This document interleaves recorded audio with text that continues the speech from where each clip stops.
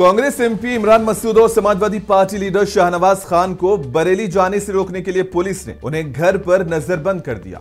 इस मौके पर मीडिया से बात करते हुए इमरान मसूद ने कहा कि रियासत में हालात बहुत खराब हो चुके हैं क्योंकि हम गांधीयाई के ख्यालात वाले लोग हैं, लेकिन इसके बावजूद हमें बरेली जाने से रोक दिया गया। कांग्रेस लीडर ने कहा कि हम सिर्फ 2 लोग ट्रेन से बरेली जा रहे थे, लेकिन हुकूमत ने हमें वहां जाने से रोक दिया। कहा कि हमारा एजेंडा नफरत नहीं हो सकता। इमरान मसूद ने कहा कि हुकूमत अपनी नाकामियों को छुपाने के लिए तरह तरह के हथकंडे इस्तेमाल कर रही है। और जो कुछ हालात बरेली के अंदर बने हैं कि देश के अंदर जो माहौल है, जो क्या पोस्टर दिखाने के ऊपर टांगे तोड़ दे रहा हूँ। गुजरात में जुलूस निकाला, मध्य प्रदेश में जुलूस निकाला मारकर, राजस्थान के अंदर यही हुआ। जबरदस्ती अलीगढ़ की भी घटना उठा ली। कोई कार्रवाई नहीं आप करते हो, सिर्फ पोस्टर दिखाने पर आप टांगे तोड़ दे रहे हो। लेकिन फतेहपुर के अंदर मस्जिद में मजार में घुस करके तोड़फोड़ की जाती है, कब्रों को तहस नहस किया जाता है, पुलिस की बैरिकेडिंग तोड़ दी जाती है, पुलिस का डंडा नहीं उठता है। मुजफ्फरनगर की सड़कों पर होटलों में अभी 2 महीने पहले कितनी लूटपाट हुई, पुलिस का डंडा नहीं उठेगा। समझा बुझा के शांत कर दिया, समझा बुझा के। ये समझाना बुझाना उपद्रवियों के लिए